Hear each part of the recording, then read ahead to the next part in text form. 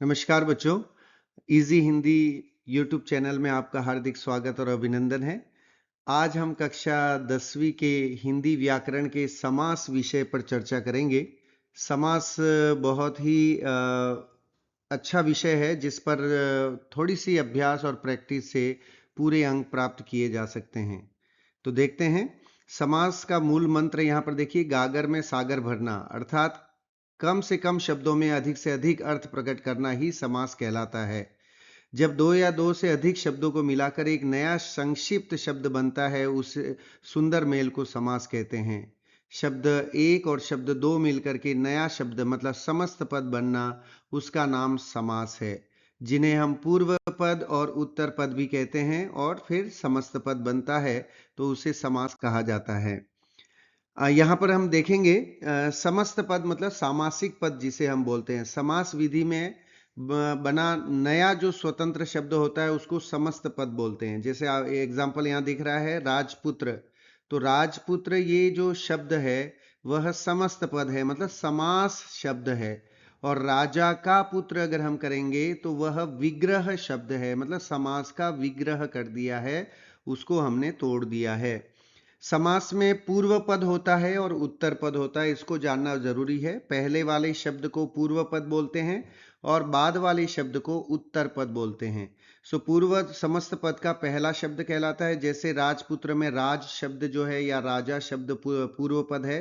उत्तर पद समस्त पद का दूसरा शब्द जो होता है, खंड होता है, उसे उत्तर पद कहते हैं। जैसे पुत्र शब्द यहाँ पर है। समास विग्रह मतलब सामासिक शब्दों के बीच का संबंध स्पष्ट करते हुए उन्हें अलग करने की प्रक्रिया को ही समास विग्रह कहते हैं। जैसे यहाँ पर तत्पुरुष समास है, राजा का पुत्र, यह उसका समास विग्रह होगा। विग्रह करने पर ही समास का सही भेद पहचानने में आता है। समास के मुख्य 6 भेद हैं, जैसा कि आप जानते हैं। पहला है अव्ययी भाव, दूसरा है तत्पुरुष, तीसरा है कर्मधारय समास, चौथा है द्विगु समास, पांचवा है द्वंद्व समास और छठा है बहुब्रीहि समास। पहला हम देखते हैं अव्ययी भाव समास। जो है ना, पहचान है इसकी, जिस समस्त पद का पहला पद मतलब पूर्व पद प्रधान हो और वह कोई अव्यय या उपसर्ग हो, जैसे यथा, प्रति, आ, ऐसा कोई वो हो, तो वहां पर अव्ययी भाव समास होता है। अव्ययी भाव अव्यय शब्द लगने से पूरा शब्द जो है वो अव्यय बन जाता है। जैसे प्रति अव्यय लगने से प्रतिदिन हुआ, तो प्रतिदिन शब्द ही अपने आप में अव्यय हो गया, अब उसमें कोई चेंज नहीं होगा। और लिंग, वचन, कारक, काल की दृष्टि से उसमें कोई भी बदल फेर बदल नहीं हो सकती। कुछ उदाहरण यहाँ अव्ययी भाव के दिए हैं जो बहुत प्रसिद्ध उदाहरण हैं। यथाशक्ति, शक्ति के अनुसार, प्रतिदिन, प्रत्येक दिन और आजीवन, जीवन भर। दूसरा समास है तत्पुरुष समास। पहचान है इसकी, जिस समास है ना, जिस समस्त पद का दूसरा पद प्रधान होता है और दोनों पद के बीच कारक या विभक्ति चिन्हों का प्रयोग किया जाता है। कारक 8 तरह के हैं, जिसमें से कर्म कारक से लेके अधिकरण कारक तक के प्रयोग जो है वो तत्पुरुष समास में होते हैं। दूसरा पद प्रधान होता है, ये हमें ध्यान रखना है। यहाँ पर एग्जाम्पल कुछ दिए हुए हैं आपके। हस्तलिखित, हस्त से लिखित, तो यहाँ पर से जो है वो करण कारक का चिन्ह है, तो इसका नाम भी पड़ जाएगा करण तत्पुरुष। इस तरह से नाम हम बोल सकते हैं। हालांकि एग्जाम में आपको लिखने के लिए उसके भेद प्रभेद लिखने को नहीं आएगा, लेकिन आपको पता होगा तो आप आसानी से तत्पुरुष समास को पहचान पाएंगे और उसको लिख पाएंगे। तो इस तरह देशभक्ति, देश के लिए भक्ति, रोग मुक्त, रोग से मुक्त, धनहीन, धन से हीन, गुणहीन, गुणों से हीन, इस तरह के जो उदाहरण हैं। दही वड़ा, दही में डूबा हुआ वड़ा, ऐसे प्रसिद्ध उदाहरण हैं जिनकी तैयारी कर लेनी चाहिए, जिससे आपको समास में दिक्कत नहीं हो। आगे बढ़ते हैं, कर्मधारय समास और द्विगु समास की चर्चा करते हैं। कर्मधारय समास जो है, जहां दोनों पदों के बीच विशेषण विशेष्य या उपमान उपमेय का संबंध होता है। इस हिसाब से कर्मधारय समास के दो भेद पड़ जाते हैं। एक है विशेषण विशेष्य कर्मधारय और दूसरा है उपमान उपमेय कर्मधारय समास। विशेषण विशेष्य में डायरेक्ट पहला वर्ड जो है वो एडजेक्टिव होता है। जैसे लाल किला है ना, महावीर, तो लाल किला में लाल है जो किला, ये इसका समास विग्रह करेंगे। तो जिन जिन शब्दों के समास विग्रह करने पर है जो लगता है वो विशेषण विशेष्य कर्मधारय हैं। जिन जिन शब्दों में के समान या रूपी शब्द का प्रयोग किया जाता है वह उपमान उपमेय कर्मधारय समास होते हैं। नीलकमल नीला है जो कमल, चरण कमल कमल के समान चरण, महात्मा महान है जो आत्मा, इस तरह से हम इसको कर सकते हैं। द्विगु समास बहुत आसान समास है। जिस समस्त पद का पहला पद मतलब पूर्व पद संख्यावाची हो, संख्यावाची विशेषण हो और तथा किसी समूह या समाहार का बोध कराते हैं। समूह मतलब ग्रुप, समाहार मतलब मिक्स हो जाना, मिल जाना। जैसे त्रिफला, तीन फलों का समाहार हम लिखेंगे वहां, क्योंकि तीन फल मिल करके एक फल हो रहा है, मतलब एक पाउडर बन रहा है। और जहां पर चौराहा, चार राहें मिलकर के एक राह नहीं बन रहा है बल्कि वो चार ही रह रहे हैं, तो वहां पर समूह का प्रयोग हम करेंगे।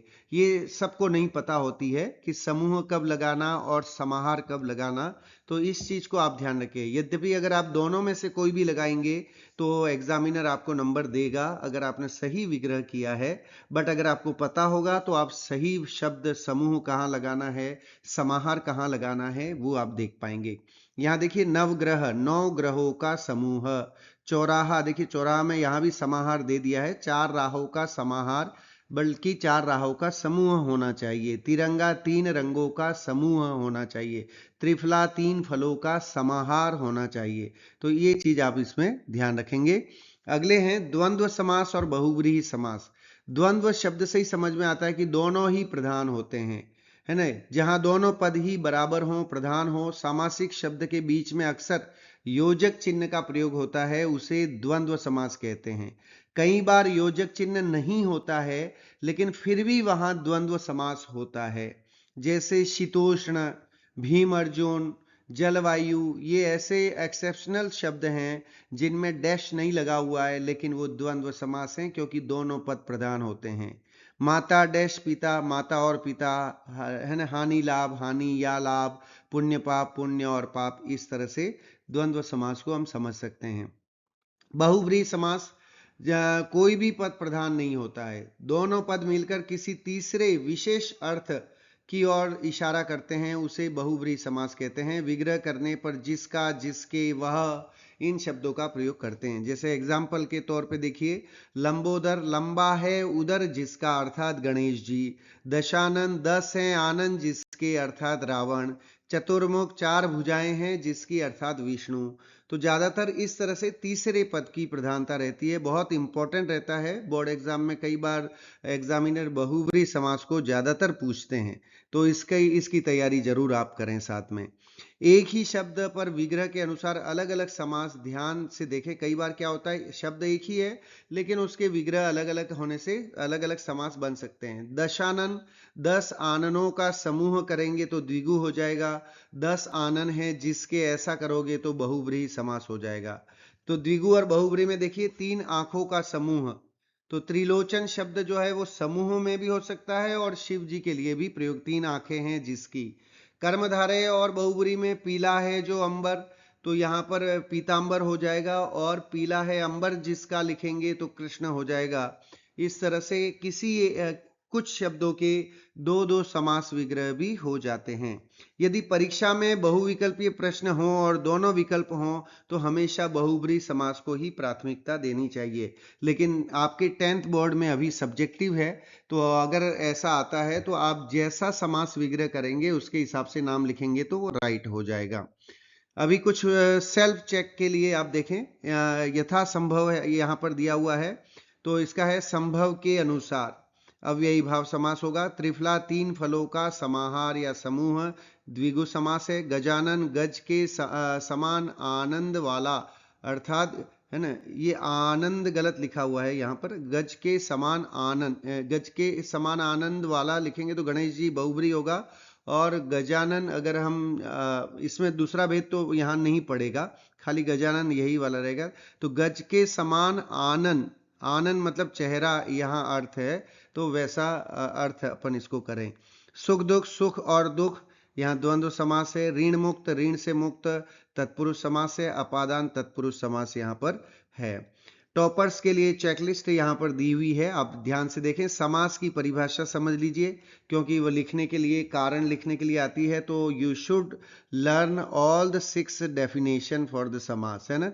पूर्व पद और उत्तर पद का अंतर स्पष्ट समझ लीजिए, और मुख्य 6 भेदों की पहचान, है ना, ट्रिक्स सीख ली हमने, और द्विगु कर्मधारय और बहुब्री का अंतर, जो उसमें डिफरेंस है, वो भी हमने जाना है। तो मैं उम्मीद करता हूं कि आपकी समास में दिक्कत नहीं आएगी। आप अधिक से अधिक समास के शब्दों का विग्रह करने का प्रयास करें, अभ्यास करें, तो आपके पूरे अंक इसमें आ सकते हैं। Best of luck for your exam. धन्यवाद। और आपसे निवेदन, हमारे चैनल को लाइक करें, शेयर करें और सब्सक्राइब करें। धन्यवाद।